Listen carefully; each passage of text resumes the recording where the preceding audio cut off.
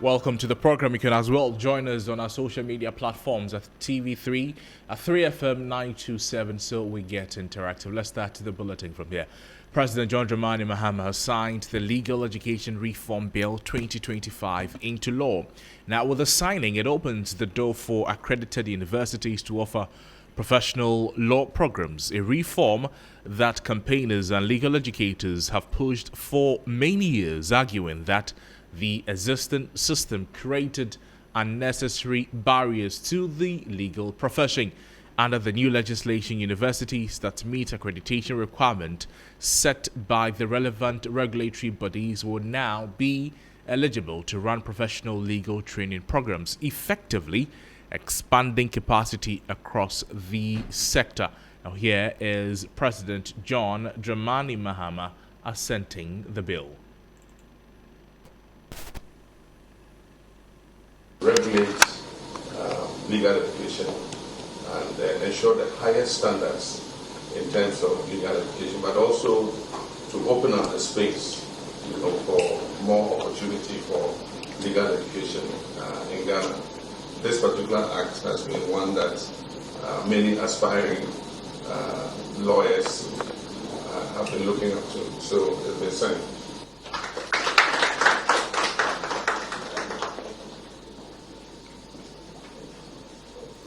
That's the voice of President John Dramani Mahama as he assented to the Legal Education Reform Bill. Well, the Attorney General addressed journalists after the signing, and this is what he had to say. This morning, His Excellency the President of the Republic of Ghana has signed into law the Legal Education Bill 2026. As he himself said, this is a much anticipated reform bill or reform law that is supposed to radically reform legal education to create equality of opportunity for persons aspiring to be lawyers in this country.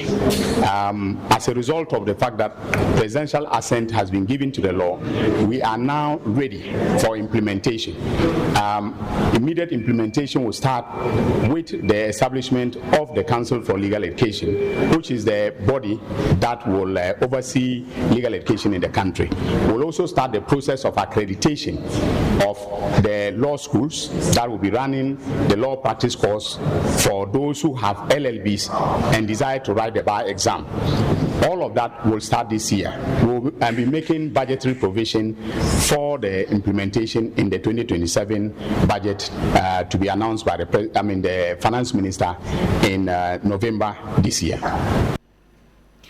The voice of the Attorney General after President John Dramani Mahama assented to the Legal Education Reform Bill there. Now, the President also assented to the Value for Money Office Bill 2026, and that paves the way for the establishment of an independent body to scrutinize public spending, access major government contracts, and promote transparency and accountability in the procurement process. Minister for Finance Dr. Toforson, who witnessed the signing, also had this to say. Today is a good day. His Excellency the President this morning signed into law the Value for Money Office Act. This singular signature and assent will mean that going into the future, the Republic of Ghana and the government of Ghana will curtail public sector expenditure that has actually risen as a result of overinflation of contracts, the government contracts. What we seek to do going into the future will be that we will set up the office, and all single source procurement will have to go through the Office for Value for Money. In the past, the legal division of the Ministry of Finance has been the one that conducts Value for Money office. They did not have the requisite skills and ability to deal with Value for Money. And so what we've done is to properly institutionalize the Value for Money office.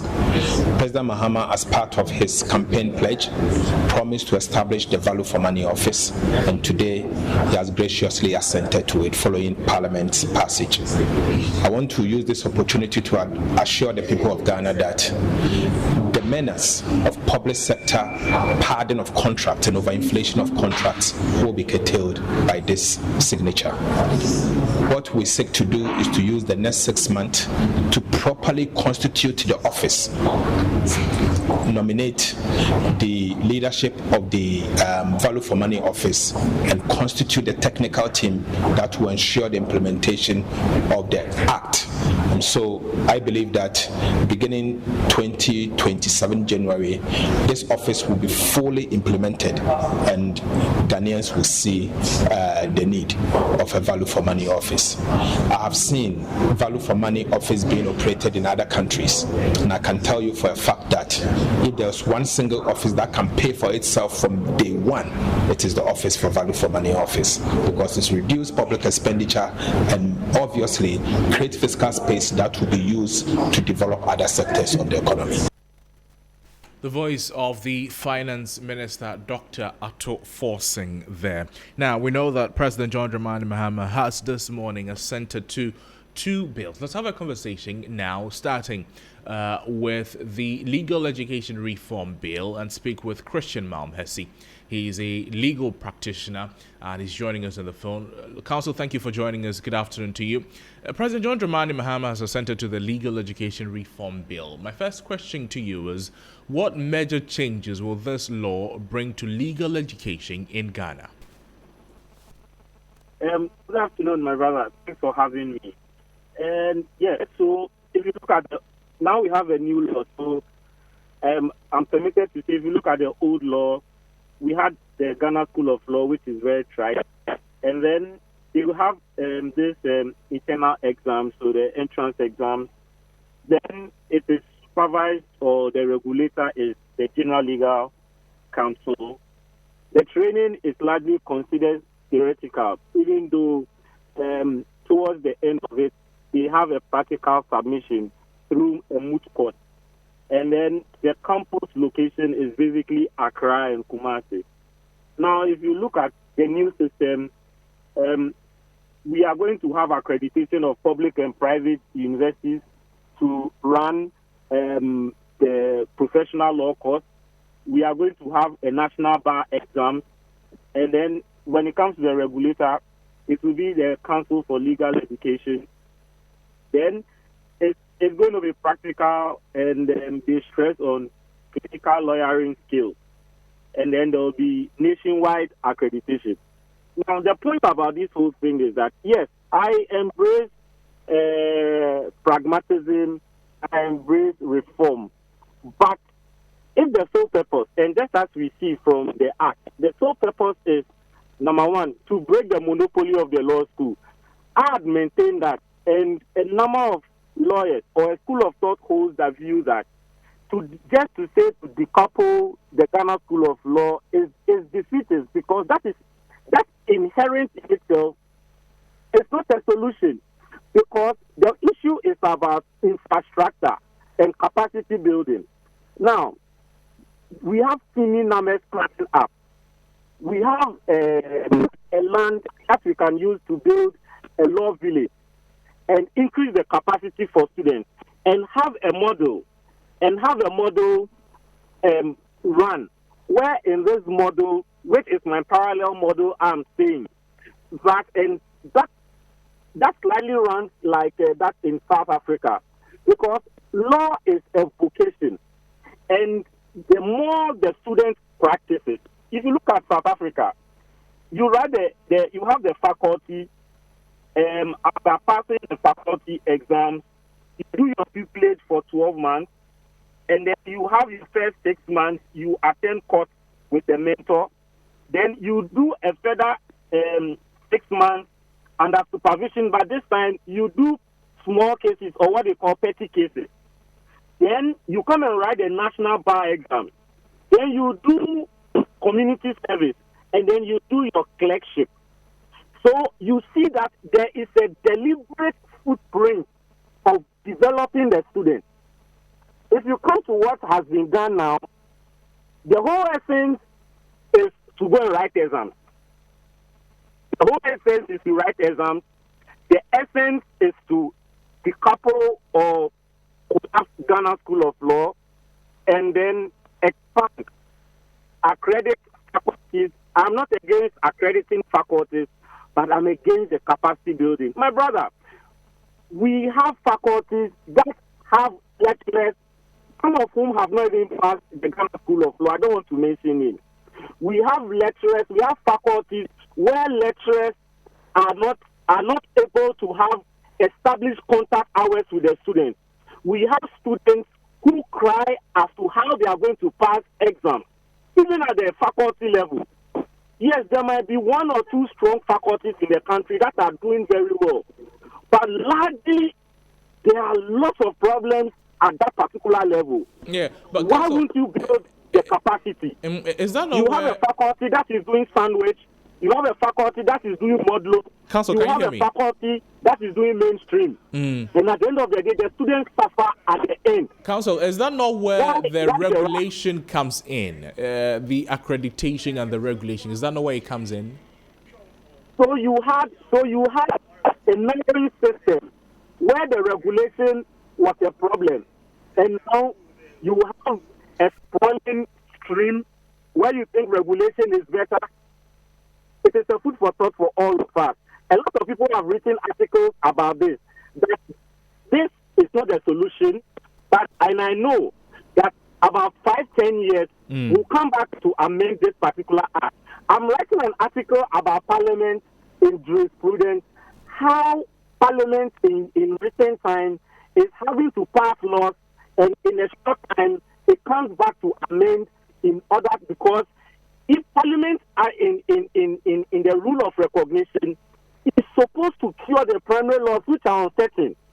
And if we have Parliament passing laws without engaging stakeholders, without running parallel systems to look at what is happening in other jurisdictions in order to augment, I am everything for reform, but the reform must be lasting and sustaining. This, I am sorry, to have Ghana School of Law collapse is not enough. It is defeated, and we'll come back to amend this law. Council, I'd like to thank you so much for your time with us this afternoon. Christian Malmhesi is a lawyer sharing his thoughts with us on the latest development in terms of legal education in Ghana, as President John Dramani Mahama has signed the Legal Education Reform Bill into law. This is all the midday news on 3FM 92.7. Let's do some other stories this afternoon. And 3 people have been confirmed dead at Konongo following a road accident at Ohene Nkwanta. The dead are all male passengers, and 5 are currently in critical condition and have been transported to the Komfanochi Teaching Hospital for emergency care. The accident involved a Sprinter passenger minibus traveling from Kumasi and a Salon car also heading in the opposite direction. William Evans Inkom is joining us on phone for some more update. Evans, thank you for joining us. What more do we know about this accident? Well, so we know that 18 people were involved in this sad situation. So both cars and the number of people who were on board were 18. And 3, as you rightly mentioned, have unfortunately lost their lives. You also understand that the accident happened at around 7:30 a.m. we're talking about today.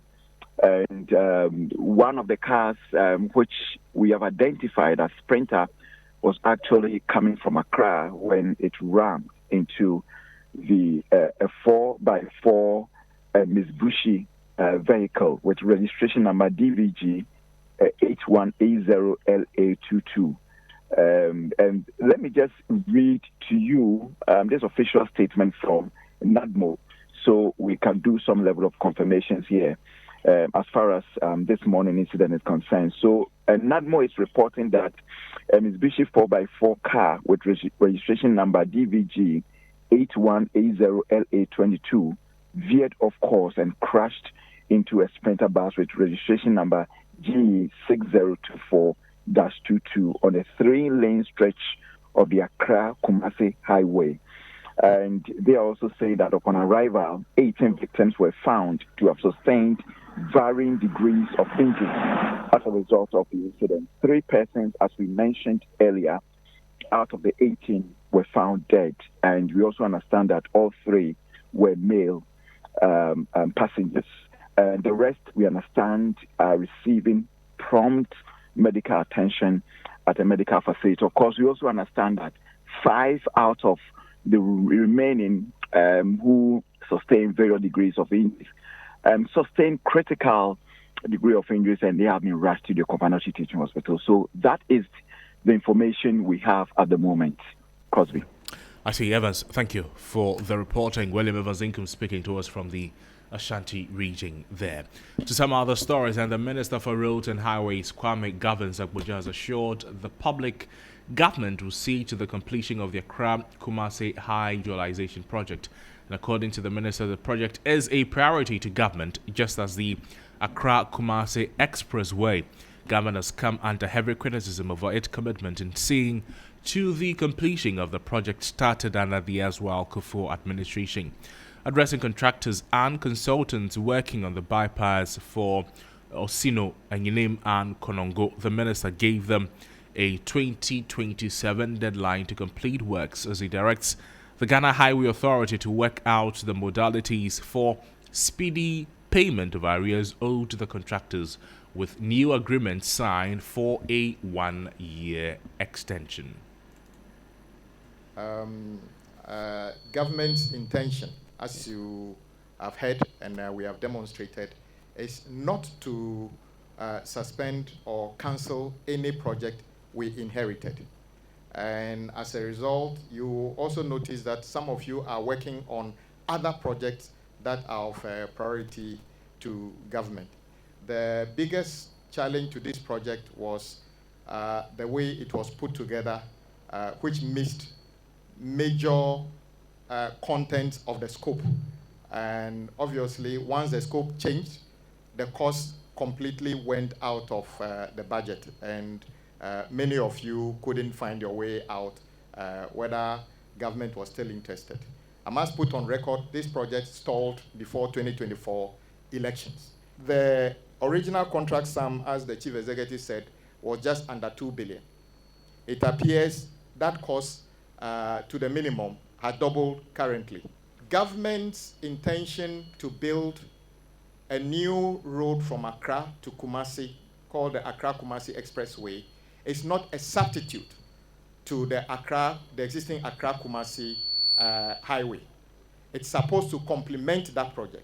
So nobody should be afraid of the fact that because we are doing Accra-Kumasi Expressway, it means this road is no longer a government priority. It's supposed to be complementary. So let everybody in the country be assured that the two projects are priorities to government. We are going to complete all of them. By our expectation, if everything goes well, we should be able to complete your outstanding works by end of 2027. I know some of you can complete ahead of schedule. All you want to know is a clarity that government considers this project a priority and that the cost to complete understanding has been discussed and you are happy with it. And we are asking the chief executive immediately to engage your consultants and yourselves from now, so that before the end of the month, we can come to a conclusion. And we now need to give an extension to all of you to cover at least 1 year within which you will be able to complete this project. But that is a very detailed contractual issues that you handle with a highway, because currently all of you, your projects are in abeyance or actually dead. The Roads and Highways Minister Agbodza governs there. Now, 28 Ghanaians, mostly young people who fell victim to a human trafficking syndicate in Côte d'Ivoire, have been rescued and repatriated back home following a joint security operation involving Ghanaian officials and Ivorian authorities. The Minister for Foreign Affairs says the operation was carried out by security operatives together with officials from Ghana's embassy in Abidjan, leading to the safe return of the victims to Ghana. The rescued persons are currently assisting investigators as authorities work to uncover the full extent of the trafficking network. And government has praised authorities in Côte d'Ivoire for what it describes as effective collaboration and intelligence sharing that made the operation successful. Officials say efforts are underway to dismantle the criminal syndicate and ensure that Those behind the trafficking scheme are arrested and prosecuted. The ministry is meanwhile urging Ghanaians to remain vigilant and avoid falling prey to fraudulent travel and employment offers, particularly from unlicensed recruitment agencies. And the public is being encouraged to verify all overseas job and travel opportunities with the Ministry of Foreign Affairs, the Ministry of Labour, Jobs and Employment, as well as Ghana's diplomatic missions abroad. To some other stories, traditional leaders and residents of Gambia Al Hassan in the Pristia Huni Valley municipality are making an urgent appeal to stop what they call unchecked exploitation by a Chinese mining firm. They allege the company forcibly seized farmlands without compensation and without delivering a single development project in return. My colleague Irama Smith, she visited the community and she has more in this report. Right, so Gambia Al Hassan is a farming community in the Pristia Huni Valley municipality here in the western region, and they have a population of around 2,000 people.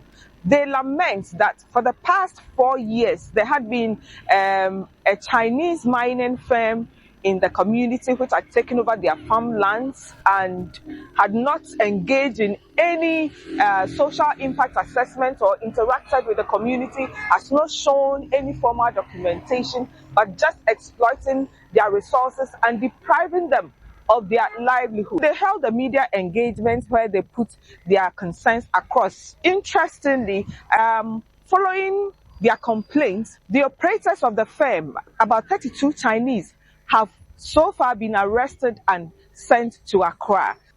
All of these were disclosed during a media engagement by the youth in the community. The leader is Richmond Andokwao. You heard Chinese company there show na omuya mining na.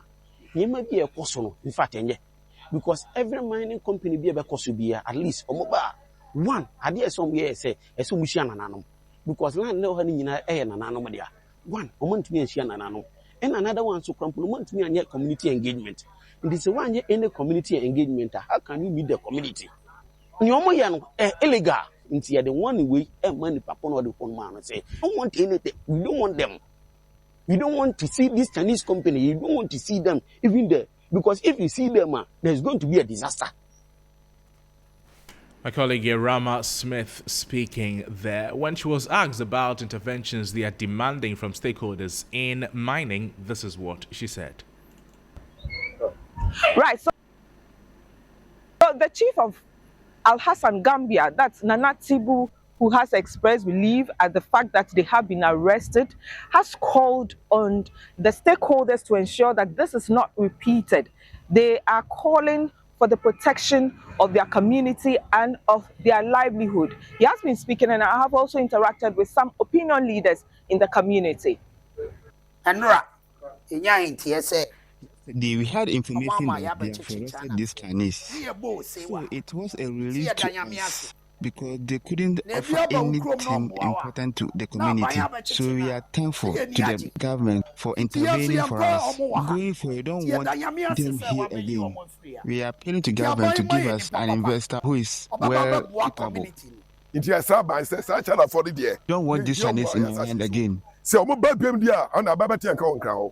The country about say or per China from where ye dear normal mamusia and we had a no be doing.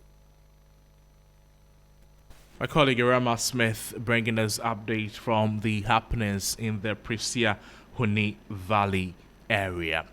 Let's do some other stories this afternoon as Government and Hospital Pharmacists Association is calling on the Ministry of Health to significantly increase the recruitment of pharmacists and pharmacy technicians into the public health system.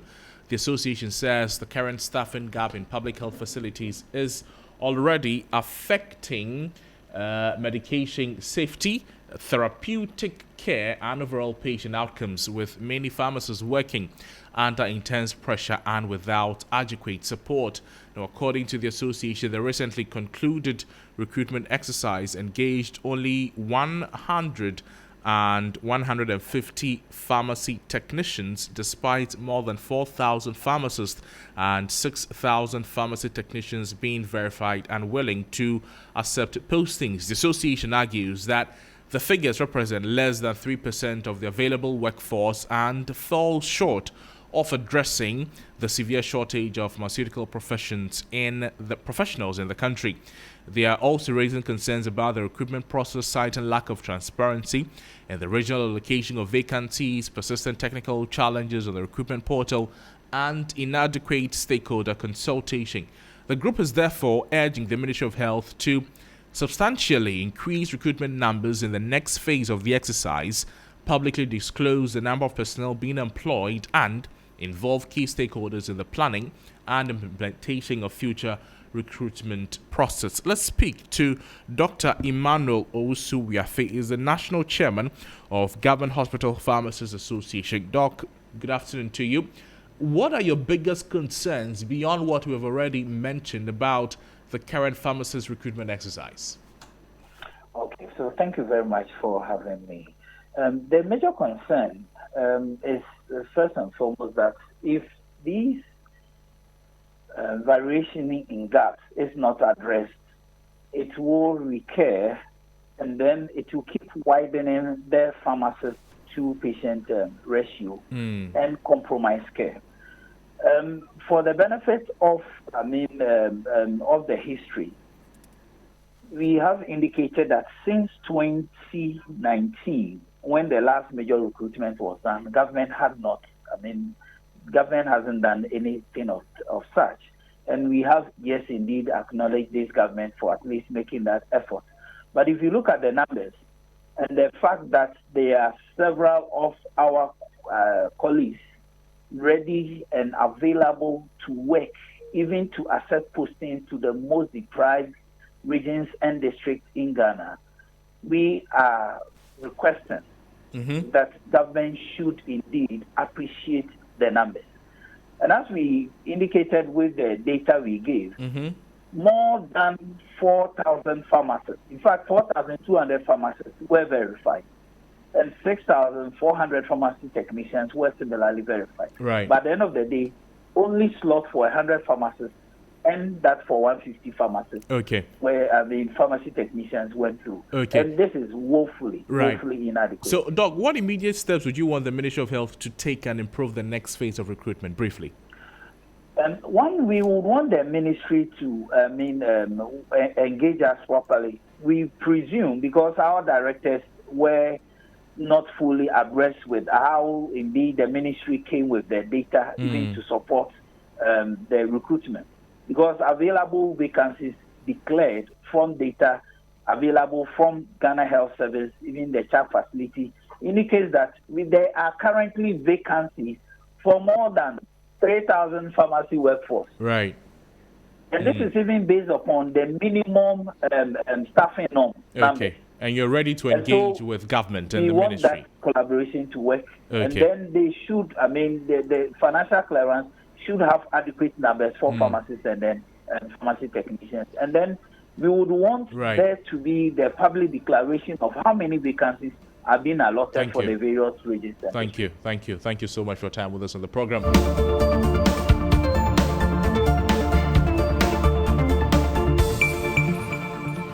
We've been speaking to Dr. Emmanuel Owusu-Wiafe, National Chairman of Governs Hospital Pharmacists Association, and in the Midday News on 3FM 92.7. There's more news on our website, 3news.com. My name is Noble Crosby Annan. Have a great afternoon.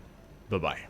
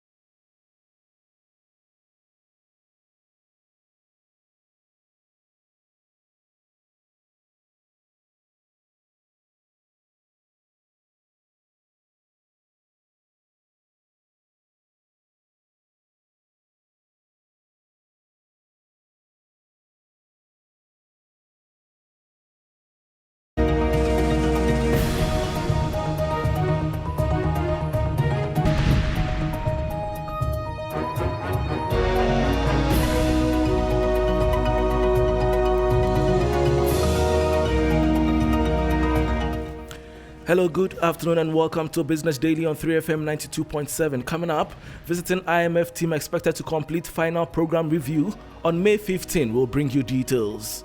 Also ahead, government's return to domestic bond market signals renewed investor confidence and economic recovery after debt restructuring. We'll hear from Presidential Advisor on Economy, Seth Tekpe.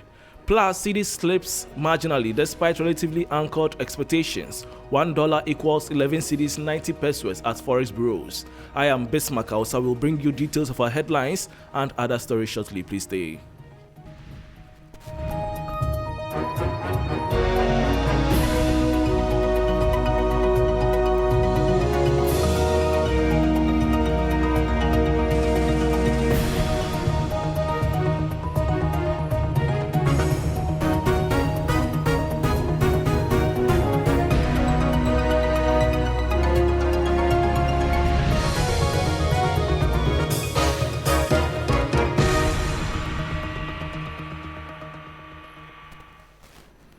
Thanks for your company. Now to the details. A visiting team from the International Monetary Fund, IMF, is expected to conclude the final review of Ghana's Extended Credit Facility Program on Friday, May 15. This is what 3 Business has picked up from sources familiar with the engagement. The IMF mission team, led by Ruben Atuyan, has been in Ghana since April 29, 2026 for the 2-week 6th review mission. Information gathered indicates that engagements between government officials and the IMF team are progressing largely as planned and remain broadly on course. We will follow this development and bring you updates in our subsequent bulletins. Now, Presidential Advisor on the Economy, Seth Tekpe, says Ghana's return to the domestic bond market following its debt restructuring program signals renewed investor confidence and marks an important step in the country's economic recovery. His comments come amid lingering concerns among some investors and market participants following the previous domestic debt exchange program, commonly referred to as the haircut, introduced as part of efforts to restore debt sustainability under the IMF-supported program. At the SME investment forum organized by the Nkabom Collaborative in partnership with the Association of Ghana Industries and other stakeholders in Accra, Presidential Advisor on the Economy, Seth Tekpe, said Ghana's re-entry into the domestic debt market should be viewed positively despite public skepticism surrounding the restructuring process. I deem it as positive and something commendable for all of us Ghanaians. I'm not being partisan about it. That we are emerging out of the haircut, and we are emerging out of the default in particular. And we are back, government is back on the Ghana Stock Exchange. The forum focused on improving access to finance for small and medium enterprises, particularly within Ghana's agri-food sector, amid concerns over persistent funding gaps facing businesses. Mr. Tekpe argued that although debt defaults and restructuring are often viewed negatively, several countries facing fiscal challenges have experienced similar situations over the years. He maintained that Ghana's return to the market reflects growing stability and confidence in the economy. Meanwhile, Chief Executive Officer of the Association of Ghana Industries, Seth Chuma Kwabwa, citing data from the Ghana Statistical Service, said SME contributes more than 70% of Ghana's GDP and employ over 85% of the workforce. Despite the sector's economic importance, he noted that access to credit remains a major challenge for many businesses. AGI, we have our business barometer, which is a survey that measures the confidence level of businesses about the business environment. And consistently over the years, we ask them to cite the top 5 challenges, and you can be sure that access to finance will always be one of such challenges. And that was a report by my colleague Michael Obodu. Now, the cedi extended its mild correction over the 2-week review period, weakening across major trading pairs in both interbank and retail markets. In the interbank market, it depreciated by 1.64% against the dollar to 11 cedis 28 pesos, while losing 2.46% against the pound to 15 cedis 36 pesos. It also lost 2.15% to the euro to trade at 13 cedis 28 pesos. In the retail market, the local currency slipped 0.84% against the dollar to trade at 11 cedis 83 pesos.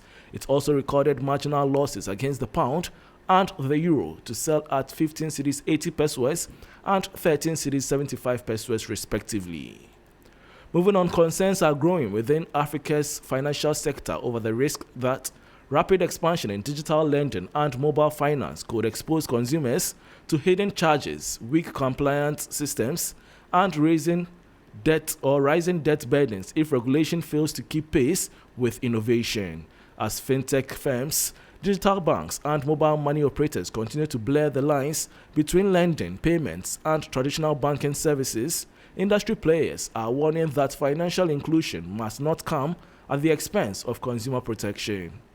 The concerns were raised during discussions at the 3i Summit in Accra, where stakeholders examined the growing risk associated with app-based lending, embedded credit, and digitally enabled financial ecosystems. Head of Strategy and Enablement at Stanbic Bank, Darwin Mreku, says future regulatory frameworks must place customers at the center to ensure sustainable growth across the sector. So at the heart of all this is the impact it's having on customers, and we must put customers at the forefront of all these discussions. The panel discussion focused on balancing innovation with accountability as Africa's digital finance ecosystem expands rapidly. Mr. Mreku noted that while financial institutions and fintech firms may naturally advocate for regulations that support their business models, long-term sustainability depends on creating rules that also reflect consumer interests. He stressed that transparency in pricing and effective complaint resolution systems are essential to protecting users. Things around transparency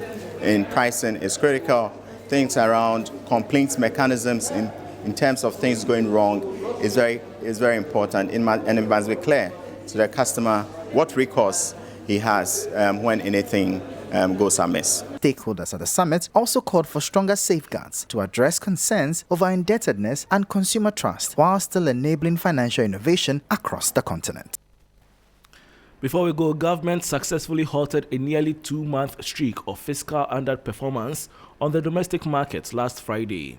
In a significant turnaround for the Treasury, the auction held on May 8, 2026, saw a massive surge in investor demand, allowing government to exceed its initial borrowing target for the first time in 8 weeks. The following 3 Business News Desk report has the details. Faced with a target of 4.349 billion cedis, government was met with an enthusiastic response from the investment community, with total bids reaching 4.830 billion cedis. Capitalizing on the high liquidity in the market, the Treasury opted to accept 6.087 billion cedis across the 91-day, 182-day and 364-day tenures, representing a significant intake above its original goal.